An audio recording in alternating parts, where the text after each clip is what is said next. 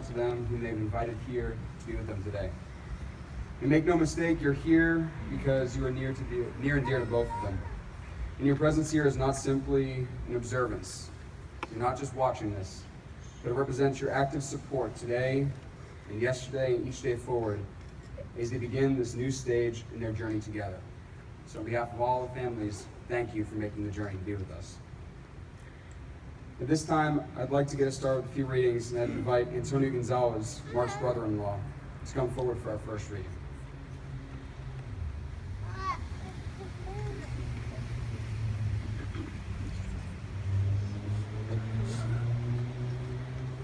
All right. To love is not to possess, by James Kavanaugh. To love is not to possess, to own or imprison, nor to lose oneself in another. Love is to join and separate, to walk alone and together, to find a laughing freedom that lonely isolation does not permit. It is finally to be able to be who you really are, no longer clinging to childish dependency, nor docilely living separate lives in silence. It is to be perfectly oneself and perfectly joined in perfect commitment to another and to one's inner self. Love only endures when it moves like waves, receding and returning gently or passionately, or moving lovingly like the tide, in the moon's own predictable harmony.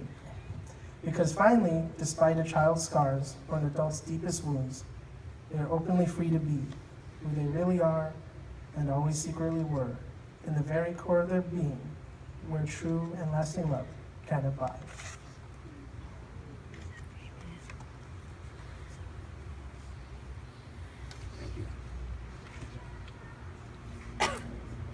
For our second reading, I'd like to call forth Esther Rosa Sadler, lifelong family friends of Christine and Murray family.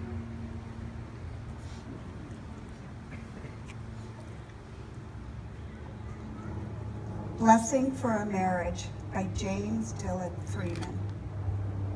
May your marriage bring you all the exquisite excitements a marriage should bring, and may life grant you also patience, tolerance, and understanding.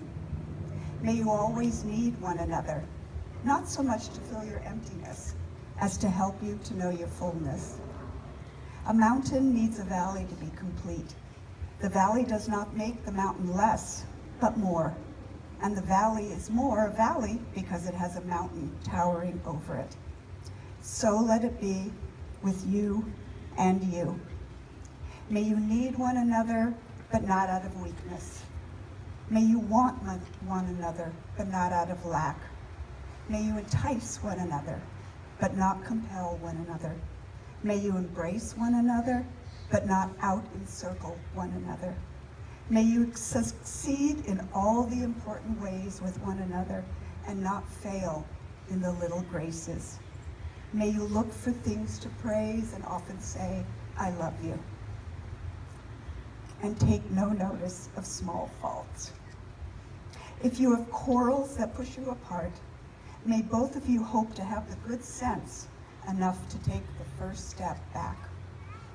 May you enter into the mystery, which is the awareness of one another's presence.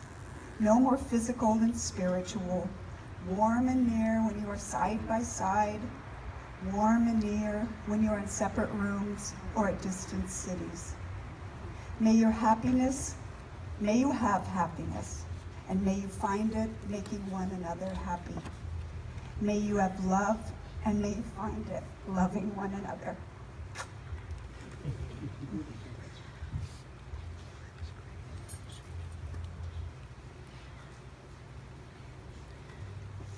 So I was asked a few times by some of my friends gathered today if I was nervous, and the answer is no. Christine and Mark are nervous because I got 5 minutes that they haven't seen or approved yet. They have no clue what's on this, or this is just a decoy. This is a great feeling. This is the fourth time I've been honored and privileged to get to marry some of my friends, and it's not in preparation for a role as an extra on Big Love. It's an opportunity. Thank you for that. But I'm not nervous because I don't do anything here. I'm officially a witness of the state of California, nothing more. Christine and Mark marry each other today. But they don't just marry each other today, they've been marrying each other for some time, and they're going to continue to marry each other each day going forward. And so what do we mean by marry? We have the legal definition, right? You know, two people come together, they share finances, and they share life together, and they share the costs and the burdens of life, and that's all well and good. But if we want to know what these two mean when they decide to marry each other, we look to the lives that they've led together so far. We look to the readings that they've shared with us today. We look to the vows that they'll exchange shortly. And so my reflections are brief, but I'll try to center it along those three things. So first, just from the readings, a couple of them, Antonio was kind enough to share with us the first reading. And a line that struck me, this idea of a commitment to one another and one's inner self, mutually. Not losing the self in the other, but finding fulfillment of the self in the other. Not owning or possessing, but by coming together and committing, discovering freedom. And I've seen this at play. I remember it was a couple weeks ago. Anyone who knows Mark knows that he is, and we have like half the population of Acton here. They were calling it New Acton last night, as if it was a colony they've actually settled. Anyone who knows Mark knows that he's a diehard Boston sports fan, loves the Celtics, the Patriots, and the Red Sox. And so in the midst of all this, just a couple weeks ago, David Ortiz, as you know, if you don't know, leave. David Ortiz is retiring, ending a legendary Hall of Fame Major League career. And Mark wanted to go to the game, but was feeling stressed, as couples often do before the wedding. And I'm getting all these texts from Christine. Please tell Mark to go to the game. Please tell Mark. He doesn't have to stay back. He doesn't have to go. He should go to the game. He shouldn't miss this game. And there we find like the freedom that comes in that commitment. Not a possession, not a desire to own Mark and own all of Mark's time, even in a stressful period for the couple, but a desire to set him free and to see him fulfill himself and find himself with his friends, with the team that he loves. Second, patience and tolerance struck me very much in the second reading. This idea of being patient and tolerant with one another, understanding, forbearing, being quick to forgive. As I look for examples of that, it wasn't too hard to find, again, for Christine. If you look down the line to my left, your right, a great deal of patience and tolerance and forbearing, self-included. Patient enough and tolerant enough to be okay with, and they knew this would happen. Their officiant shows off the socks that they got him in advance of the ceremony. Thank you. My Little Pony.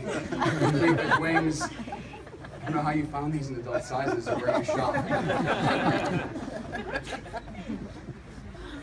Which brings me to my third, the laughing freedom that only such commitments can bring.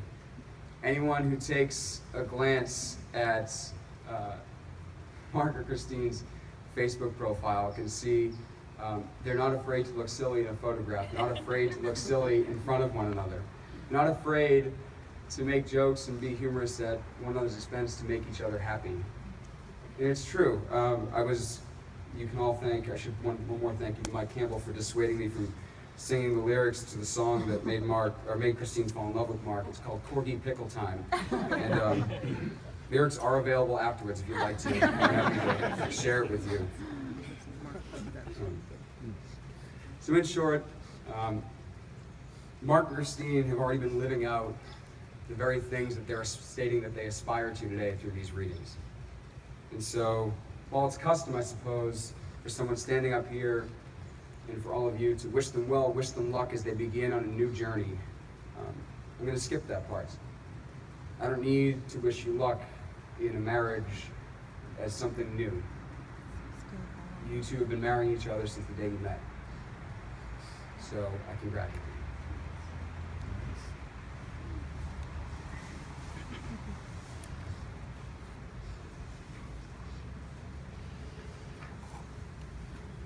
I didn't swear once. You ready? Nice. Join hands. So, as we begin now to make this solemn and celebratory day official, I invite each of you to repeat after me. I, Mark, take you, Christine, to be my wife. promise to love and to trust you, to support and defend you, to cherish and inspire you, with patience and acceptance, through good times and bad, for as long as you both shall live. I, Christine Jakey Mark, Be my husband. to be my husband. I promise to love and to trust you, to support and defend you, cherish and inspire you, with patience and acceptance, through good times and bad, as long as we both shall live.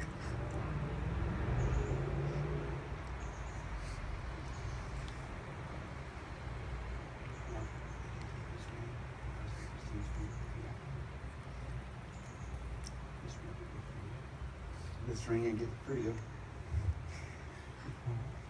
Lost my place. This ring I give for you Symbolizes my desire. symbolizes my desire that you be my wife. From this day forward, as this ring has no end, neither shall my love for you.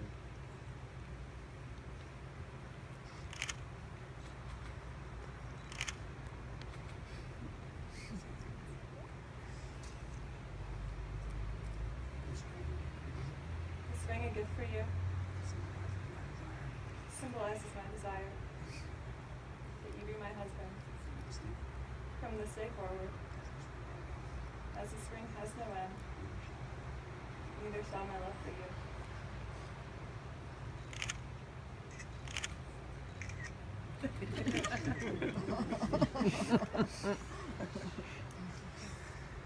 So it is now my distinct privilege that by the authority vested in me by American Marriage Ministries, the internet's #1 source for online marriage certificate approval, I get to pronounce you husband and wife. You may kiss your groom.